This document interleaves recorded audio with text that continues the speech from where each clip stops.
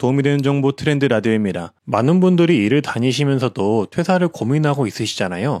그럴 때 가장 걱정이 되는 게 생활비입니다.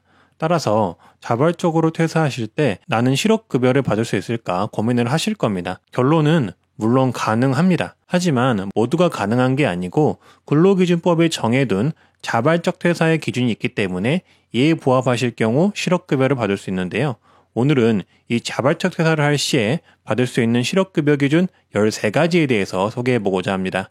시간이 없으니 바로 보러 가시죠. 13가지 기준에 대해서 말씀드리기 전에 실업급여를 받을 수 있는 가장 좋은 방법은 직장을 퇴사하시고 1개월 이상 공공알바나 단기계약직을 하시면은 계약 만료로 인한 실업급여를 신청하실 수가 있습니다. 이때 단기계약직 알바를 한 기간과 이전 직장에서 일했던 기간을 합산해서 실업급여를 책정하고요. 단기계약직 알바는 알바몬 알바천국에 보시면 나와 있으니 참고해 주시고 공공알바는 정부에서 뽑는 공공일자리에 참여하시면 됩니다. 단, 실업급여를 받는 조건은 단기계약직과 이전 직장 근무일 포함해서 최소 180일 이상 근무 이력이 있으셔야 합니다. 즉 고용보험 가입 기간이 180일 이상 되어야 한다는 것인데 이때 공휴일과 일요일은 근무일자에 포함이 되지 않으니 계산을 잘 하셔서 신청해 주시면 되겠습니다. 지금 말씀드린 이 방법은 앞으로 고용보험 관련 법안이나 규정이 개정이 될 때 막힐 수도 있는데요. 현재까지는 가능하다고 합니다. 다음은 13가지 기준입니다.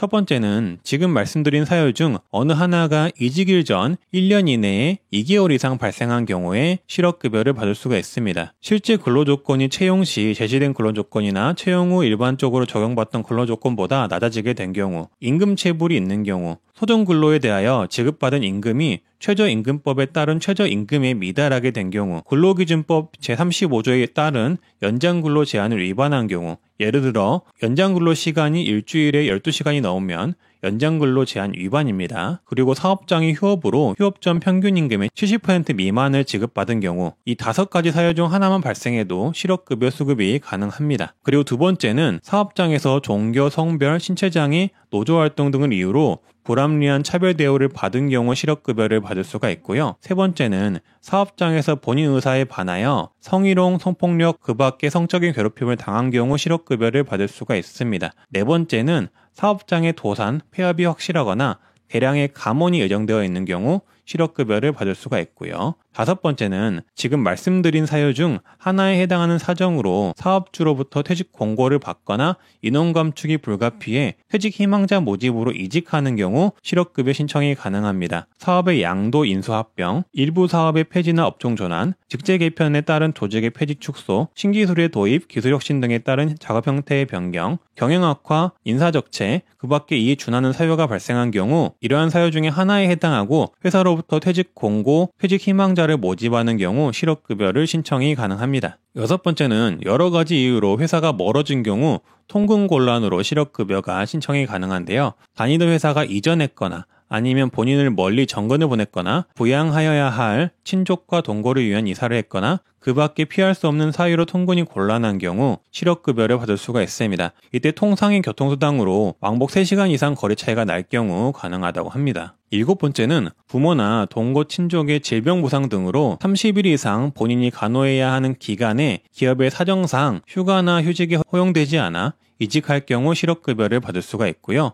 여덟 번째는 산업안전보건법에 따르는 중대재해가 발생한 사업장인데 시정명령을 받고도 시정기간까지 시정하지 아니하여 재해 위험에 노출된 경우 자발적 퇴사로 실업급여가 가능합니다. 아홉 번째는 몸의 이상으로 주어진 업무를 수행하는 것이 곤란해지고 기업의 사정상 업무 종료의 전환이나 휴직이 허용되지 않아 이직한 내용이 의사의 소견서, 사업주 의견 등의 근거에 객관적으로 인정된 경우 실업급여가 가능합니다. 열 번째는 임신, 출산, 만 8세 이하 또는 초등학교 2학년 이하의 자녀의 육아, 의무복무 등으로 업무를 지속적으로 수행하기 어려운 경우인데 사업주가 휴가나 휴직을 허용하지 않아 이직한 경우도 실업급여를 받을 수가 있고요. 또 11번째는 사업주의 사업 내용이 법령의 제정, 개정으로 위법하게 되거나 취업 당시와는 다르게 법령에서 금지하는 재화 또는 용역을 제조하거나 판매하게 된 경우 실업급여를 받을 수가 있습니다. 그리고 12번째는 정년의 도래 또는 계약의 만료로 회사를 다닐 수가 없게 된 경우 실업급여가 가능하고요. 그 밖에 피보험자와 사업장 등의 사정에 비추어 그러한 여건에서는 통상의 다른 근로자도 일을 못했을 것이라는 사실이 객관적으로 인정되는 경우 실업급여가 가능합니다. 네, 오늘은 이렇게 자발적 퇴사 시 실업급여 받는 법 13가지 대해서 알아봤는데요. 혹시나 궁금한 게 있으시면 댓글 주시고요. 실업급여를 받던 못 받던 만약에 퇴사를 하신다면 앞으로 더 잘 되길 기원하겠습니다. 네, 이렇게 저는 앞으로도 도움되는 정책이나 정보를 많이 전달하는 트렌드 라디오가 되겠고요. 구독과 좋아요, 알람 설정 부탁드리겠습니다. 다들 좋은 하루 되시고요. 감사합니다.